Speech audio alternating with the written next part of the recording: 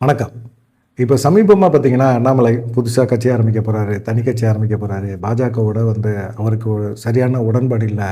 பாஜக எடுக்கிற முடிவுகள் எல்லாமே பார்த்தீங்கன்னா, அண்ணாமலைய கொஞ்சம் தள்ளி வைக்கிற மாரியே இருக்குது. பாஜகவுல அண்ணாமலைக்கு முக்கியத்துவம் குடுக்கல. மாநில தலைவர் பதவியிலேருந்து விலக்குனாங்க. அதுக்கப்புறமா முக்கியமான பதவிகள் தருவாங்க. மத்திய அமைச்சராக போறாங்க.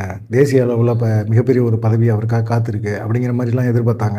ஆனா எதுவுமே நடக்கல. ஆனா பாஜக ஒரு திட்டம் போட்டு அண்ணாமலை மேல ஒரு பரிதாபம். பாஜக அண்ணாமலைக்கு துரோகம் பண்ணிருச்சு அப்படிங்கிற ஒரு எண்ணத்த விதைச்சு, அந்த எண்ணத்தின் மூலமாக அண்ணாமலை மேல ஒரு பரிதாபத்த உருவாக்கி, அண்ணாமலைக்கு தமிழ்நாட்டு மக்கள்கிட்ட ஒரு நல்ல விதமான ஒரு எண்ணத்தை உருவாக்கணும் அப்படின்னு சொல்லி பாஜக திட்டம் போட்டு தான் இந்த வேலையை பார்த்துருக்காங்க அப்படின்னு சொல்லி ஒரு செய்தி சொல்றாங்க.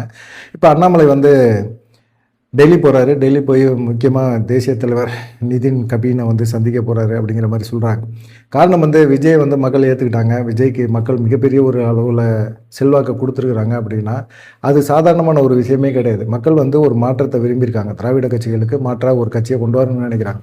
ஆனால் அந்த இடத்துல பாஜக வச்சு அவங்க பார்க்கவே இல்லை. அது மதவாத கட்சி அப்படிங்கிற ஒரு எண்ணம் மட்டுமே இருக்குது.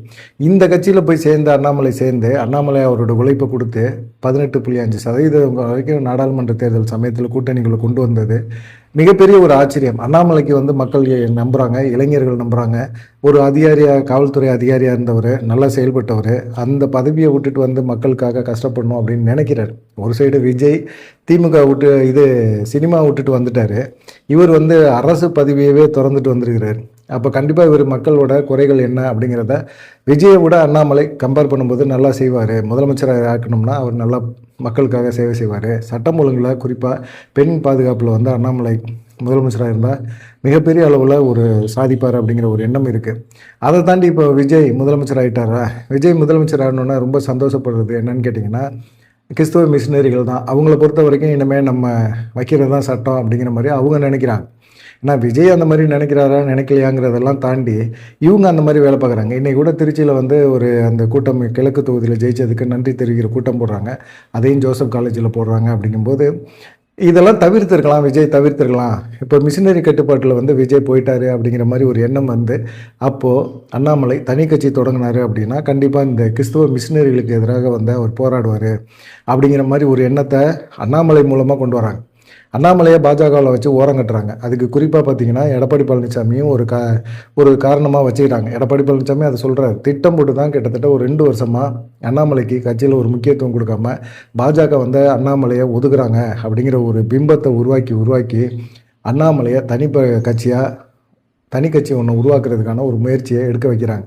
ஏன்னு கேட்டிங்க அப்படின்னா பாஜக தமிழ்நாட்டில் கால் ஊன்றது ரொம்ப கஷ்டம் அப்படிங்கிறத அவங்க லேட்டாக புரிஞ்சுக்கிட்டாங்க. அப்போ அண்ணாமலை தனிப்பட்ட முறையில் ஒரு கட்சி ஆரம்பித்தார் அப்படின்னா மக்கள் கண்டிப்பாக ஏற்றுக்குவாங்க.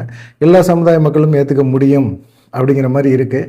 இது சம்பந்தமாக ஆலோசனை பண்ணுறது தான் பாஜக மேலிடத்தோட இன்றைக்கி பேசுகிறதுக்கு அண்ணாமலை போகிறாரு அப்படிங்கிற மாதிரி இருக்குது. இப்போ என்னன்னு கேட்டிங்கன்னா, விஜய் கண்டிப்பாக மிஷினரிகளோட தொடர்பில் தான் இருப்பார். அவருக்கு எங்கெங்கேருந்தெல்லாம் பணம் வருது, யாரெல்லாம் உதவி செய்கிறா அப்படிங்கிற விஷயத்த அண்ணாமலை ஒரு தனி கட்சி தொடங்கி அவர் புள்ளி விவரங்களோட அவர் பேச ஆரம்பித்தார் அப்படின்னா கண்டிப்பாக அண்ணாமலைக்கு மவுசு ஏறும் அப்படிங்கிறத நம்புகிறாங்க.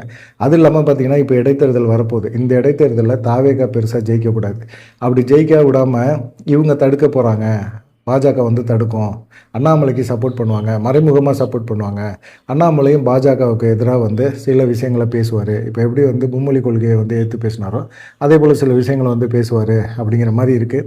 இது சம்மந்தமாக பேசுகிறதுக்கு அண்ணாமலை டெல்லி போகிறாரு அப்படிங்கிற மாதிரி இருக்குது.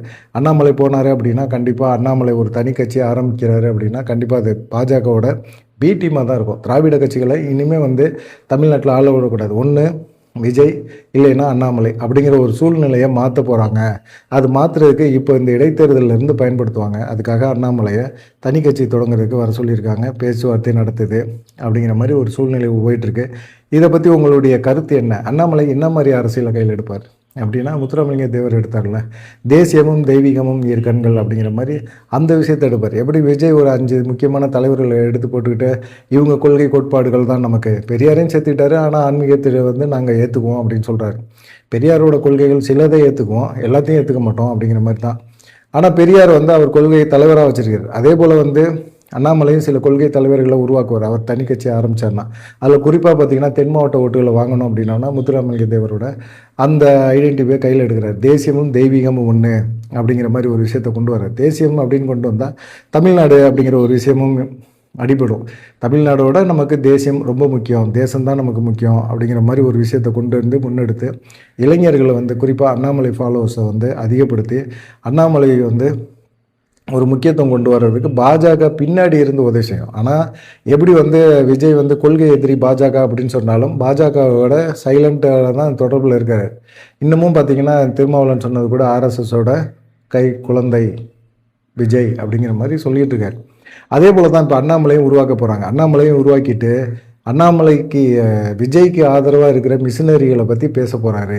அண்ணாமலை பேசுவார், இவ்வளோ வந்து விஜய் வந்து இவ்வளோ தூரம் மிஷினரிகள் உதவி செய்கிறாங்க அப்படிங்கிற ஒரு விஷயத்தை பேசி அண்ணாமலையை வந்து பாஜக தமிழ்நாட்டில் கால்வுன்றனாலும் அண்ணாமலை கால்வுன்ற வச்சு பாஜக வந்து அதில் ஒரு வளர்ச்சியை காட்டுவாங்க அப்படிங்கிற மாதிரி தெரியுது. இது வந்து எப்படி அப்படிங்கிற ஒரு விஷயத்தை பார்க்க வேண்டியதாக இருக்குது. ஏன்னு கேட்டிங்கன்னா விஜய் திரை கவர்ச்சி மூலமாக தான் இப்போ வராரு.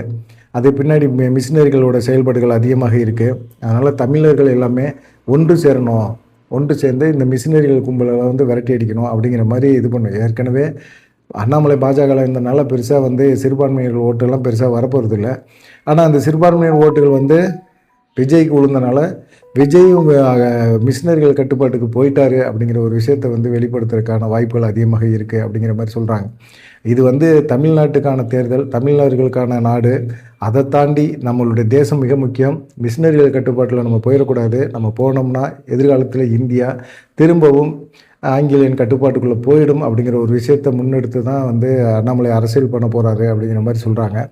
பார்க்கலாம் அண்ணாமலை எந்த அளவுக்கு அரசியல் பண்ண போகிறாரு அப்படிங்கிறது. அண்ணாமலை எடுக்க போகிற அரசியல் வந்து தமிழர்களுக்கான அரசியலை தாண்டி இந்தியர்களுக்கான அரசியல், அதை கையில் எடுப்பார். இவர் தேசியத்துக்கான ஒரு தலைவர் போல தான் செயல்பட போகிறாரு அண்ணாமலை அப்படிங்கிறத சொல்கிறாங்க. அண்ணாமலை வந்து திட்டம் போட்டு தான் பாஜக மேலிடம் வந்து இந்த மாதிரி வேலையெல்லாம் பார்த்துருக்கு. அவரை வந்து ஒதுக்கி விடுற மாதிரி, அவருக்கும் பாஜகவுக்கும் எந்த சம்மந்தம் இல்லை மாதிரி பாஜகவுக்காக அவர் உழைச்சார், கடினமாக உழைச்சார். அவருக்கு நம்பிக்கை துரோகம் பாஜக பண்ணிருச்சு. அது இல்லாமல் 2ஆம் கட்ட தலைவர்கள் சொல்கிற பேச்சை பாஜக கேட்குது. பாஜகவுக்கு ஒரு அண்ணாமலைக்கு ஒரு முக்கியத்துவத்தை பாஜக கொடுக்கல அப்படிங்கிற ஒரு எதிர்ப்பை பாஜகவுக்கு வந்து ஏற்கனவே ஏற்படுத்தி வச்சுட்டாங்க. அதே போல் அண்ணாமலை ஆதரவாளர்கள் எல்லாமே அண்ணாமலை அன்பு கட்டளை அப்படிங்கிற மாதிரி ஒரு அமைப்பையுமே உருவாக்கி செயல்பட்டுட்டு இருக்காங்க. ஏற்கனவே அந்த அமைப்பெல்லாம் செயல்படுது. இது பாஜக மேலிடத்துக்கெல்லாம் தெரியாமலாம் இல்லை, தெரியும், நல்லா தெரியும். தெரிஞ்சாலும் வந்து அவங்க பெருசாக நடவடிக்கை எடுக்கலை. அண்ணாமலையும் வந்து அப்படியே விட்டுட்டாங்க. அண்ணாமலை இன்னமும் பாஜக மேலிடத்தோட நல்ல தொடர்பில் தான் இருக்கிறாரு, நல்லா தான் பேசிகிட்டு இருக்காரு. தொண்டர்கள் வந்து அண்ணாமலைக்கு முக்கியத்துவம் கொடுக்கலையே அப்படிங்கிற ஒரு ஏக்கத்தை உருவாக்கிட்டே இருக்கிறாங்க. அந்த ஏக்கம் இப்போ தனி கட்சி ஆரம்பிக்கிற அளவுக்கு போகுது. பாஜகவோட உத்தரவு இல்லாமல் கண்டிப்பாக அண்ணாமலை வந்து தனி கட்சியெல்லாம் தொடங்க மாட்டார். பாஜக பின்னாடி இருந்து தான் இயக்கும் அப்படின்னு சொல்கிறாங்க. இயக்கட்டும். அண்ணாமலை தமிழ்நாட்டுக்கு அரசியலுக்கு தேவைப்படுறாரு. கண்டிப்பாக அண்ணாமலையினால் ஒரு தனி கட்சி விரைவில் தொடங்குவார். அவருடைய ஜூன் 4ஆம் தேதி அவருடைய பிறந்தநாள். அந்த தேதியில் வந்து கட்சி ஆரம்பிப்பார் அப்படிங்கிற மாதிரி சொல்கிறாங்க. இன்றைக்கி மத்திய முக்கியமான தலைகள் எல்லாமே பாஜக மேலிட தலைவர்களை சந்திக்க போகிறாரு. பார்க்கலாம் என்ன நடக்கும் அப்படின்னு சொல்லி. அண்ணாமலை தனி கட்சி தொடங்குறது பாஜகவோட விருப்பத்தோடு தான் தொடங்குறாரு அப்படின்னு ஒரு செய்தி பரவுது. அதை பற்றி உங்களுடைய கருத்து என்ன அப்படிங்கிறத மறக்காமல் கமெண்ட் பண்ணுங்கள். நன்றி, வணக்கம்.